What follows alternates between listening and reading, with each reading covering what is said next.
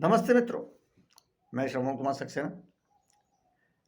मैं कोई प्रवक्ता तो नहीं हूँ किसी दल का, लेकिन जो मुझे सही लगता है और जिसकी नीतियाँ मुझे सही और श्रेष्ठ लगती हैं, देश के हित में लगती हैं, मैं तो उसके साथ हूँ। यानी कि गुण दोष के आधार पर। और मुझे लगता है हमें भी किसी से बंधा हुआ नहीं होना चाहिए, बल्कि गुण दोष के आधार पर मूल्यांकन करना चाहिए, समर्थन करना चाहिए। 100% संपूर्ण कोई नहीं होता। हर दल में कुछ ना कुछ कमियां मिल सकती हैं या आप उससे सहमत न हो, ऐसा हो सकता है।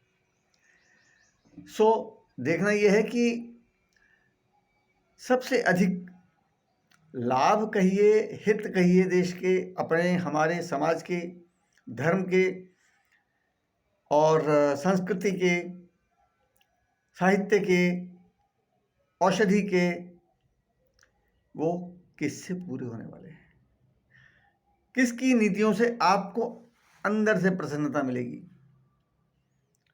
तो इस समय कुछ महीनों से मुद्दे उछाले जाते रहे हैं। 2 मुद्दे, क्या? बेरोजगारी और महंगाई। ठीक बात है। तो आइए महंगाई पे एक दृष्टिपात करें। देखो, महंगाई को अर्थशास्त्रीय भाषा में रेट ऑफ इन्फ्लेशन कहा जाता है, मुद्रास्फीति की दर। तो मुद्रास्फीति आपको अगर रुचि रही है या आपको पहले से पता रही है कि भाई क्या रही है पहले और अब क्या है, तो आपको स्पष्ट हो जाएगा। जब ये गवर्नमेंट सत्ता से गई 2013 में, उस समय रेट ऑफ इन्फ्लेशन पता क्या था? लगभग 12%। यानी कि 12% महंगाई की दर थी। और एक टैक्स भी हुआ करता था, सर्विस टैक्स। वो बढ़ते बढ़ते 12.6% हो गया था। यानी कि जो भी आप खरीदेंगे, एक मजदूर, गरीब आदमी भी अगर कुछ खरीदेगा तो उसको सर्विस टैक्स जोड़ के देना पड़ेगा। अब ये अलग बात है कि कितना सरकार के पास पहुंचता है या पहुंचाया जाता है। तो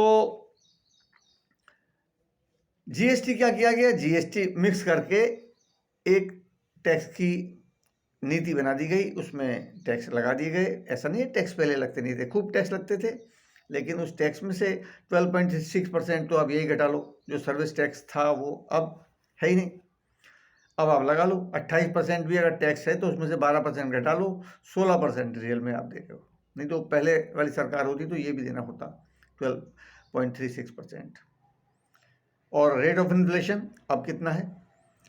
6% के आसपास रहता है। यानी कि महंगाई या रेट बढ़ने की दर 6% के आसपास रहती है। अभी बीच में बहुत महंगाई हो गई थी, जो गवर्नमेंट ने भी महसूस किया, स्वीकार किया। तो वो यूक्रेन युद्ध के बाद जो विषम परिस्थितियां हुई, उसके कारण से बढ़ी महंगाई, और वो बढ़कर 7.5% तक चली गई थी। लेकिन अब ये सोचो ना, तब ऐसी स्थितियां नहीं थी। तब जो है उस सरकार के, पिछली सरकार, यानी कि जिसके आप अगर कांग्रेस के समर्थक हैं, तो उसमें 12% की महंगाई का दर, इन्फ्लेशन का दर तो आप पहले भी झेल रहे थे ना, आप और हम सब। वो कहाँ होता आज? तो महंगाई पर इतना काफ़ी है। और दूसरा हिस्सा रोजगार का मैं दूसरे में करता हूँ, ये लंबा हो गया।